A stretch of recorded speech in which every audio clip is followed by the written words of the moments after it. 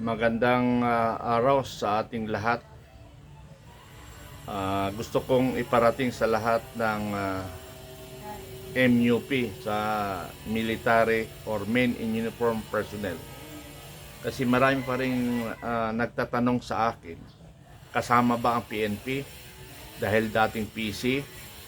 Kasama ba yung Coast Guard dahil dating AFP? Kasama ba yung BGNP? Bureau of Fire? Basta naka-uniforme, kasama kayo dito. Ano?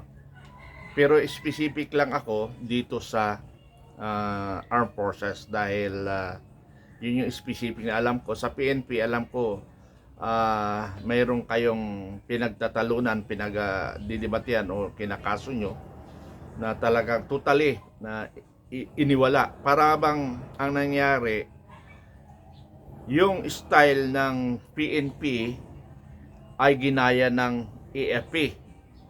Ano yung sinasabing ginagaya ng AFP? Yung bang sinabing nakuha mo na? Yung bang sinasabi fake news? Yung bang sinasabi na hindi totoo yan? Ngayon, maraming nakatanggap na. Para doon sa mga kulang sa kaalaman at hindi lagi kayo nagtatanong, mag-research kayo sa mga kabats ninyo, sa mga kasama nyo dati, na alam nyo nag-retire ng below 2013 pababa. Magtanong kayo kung nakatanggap sila. Kasi out of, sabi natin principal pensioner, 100,000. 100,000.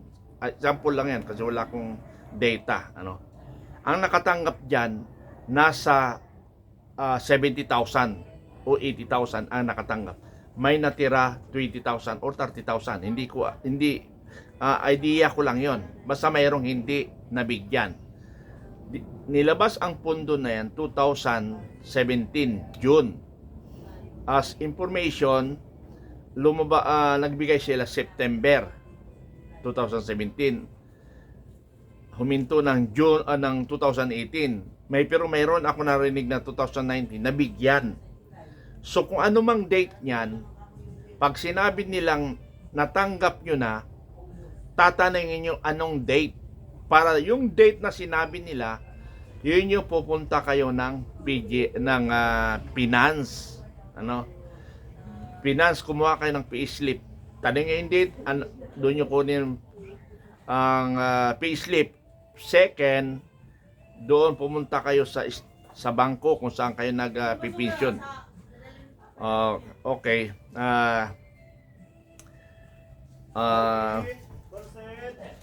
Medyo maingay.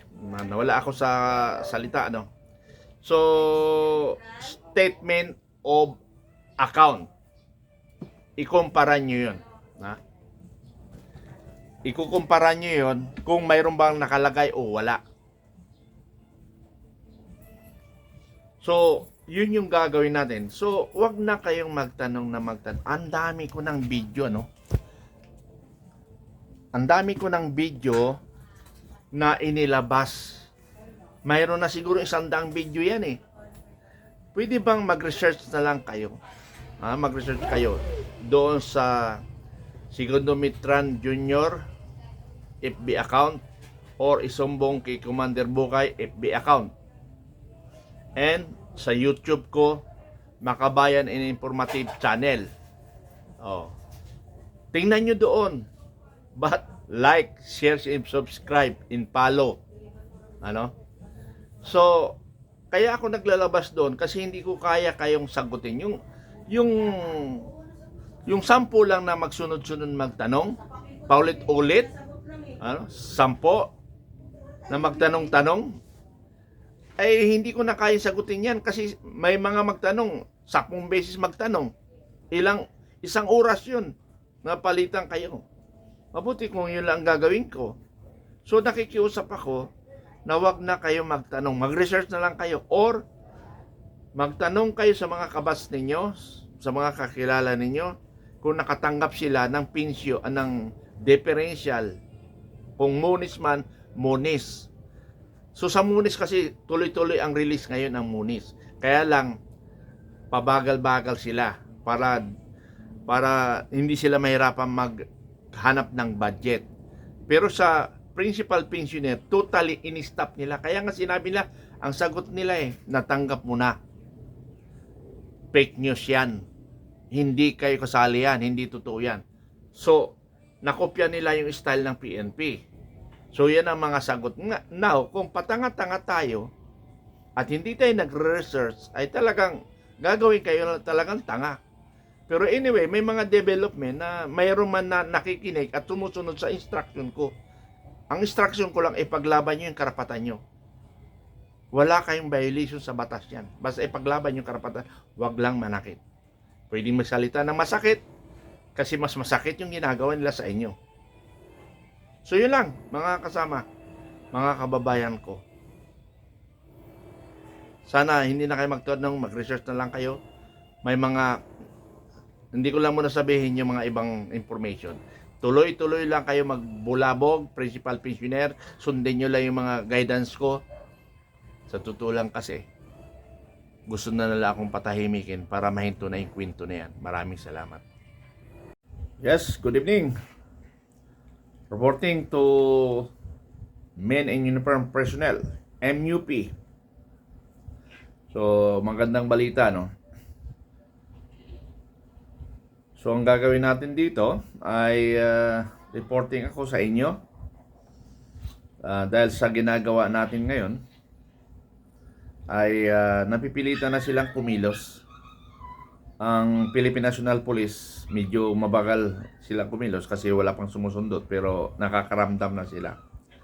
Other branch of service o other uniform personnel,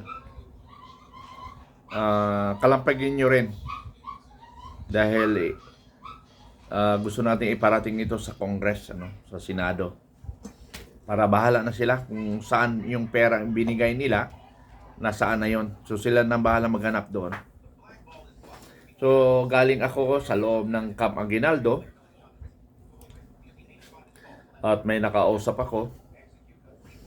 In general, hindi ko na lang sabihin kung sino yung nakausap ko. Mga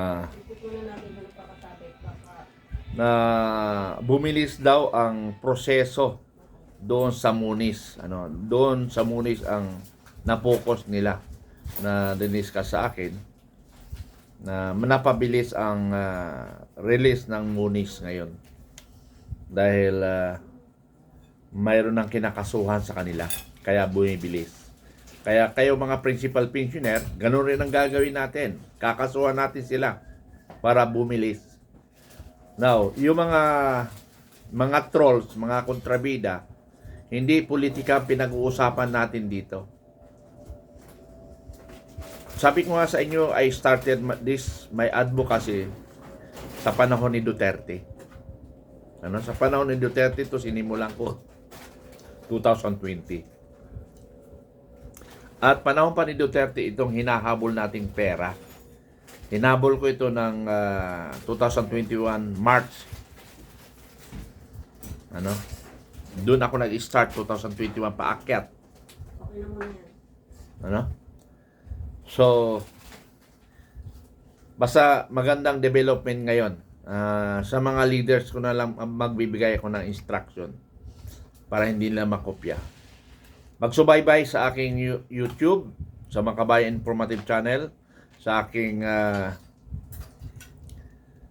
Facebook account, isumbong kay Commander Bukay. Magsubaybay kayo doon dahil doon ko ilalabas ang mga detalye. Doon ko ilalabas ang detalye. Maraming salamat. Basta magandang development tayo. Kayo mga principal pensioner, pag sinabi sa yung fake, kayo ang fake. Ang hirap kasi sa ating mga sundalo, di ba, isog? Pero pag nagtanong sa PGMC, pag sinabi ng sarento na mga junior natin, sir, natanggap mo na. Ganun ba? Si tanga naman, sorry for my word, para dinidiretso ako kayo. Para magising kayo. Aalis kayo kaagad. Paano mo nasabi na naibigay na sa akin? Pakita nga, ipatingin mo nga dyan sa computer. Kung ayaw mo ipakita yan, picturean mo, ibigay mo sa akin. Pag ayaw nila, ibig sabihin, nagsisinungaling yan. Anong violation sa batas nun? Wala. Wala tayong violation sa batas. Sila ang may violation sa batas. They violate, tandaan nyo, ang batas na ito 11.032. Tandaan nyo yun May batas yan, Republic Act 11.032. Doon mo sila titirahin. Doon natin ireklamo sila. Kasi nga, pag umabot ng 20 days na hindi sila nag-respond sa inyong mga claims, ibig sabihin, the head of the office mag-explain sa inyo. Yun. So, itutuloy ko muna doon. Saka ko na itutuloy ang mga ibang detalye. Salamat.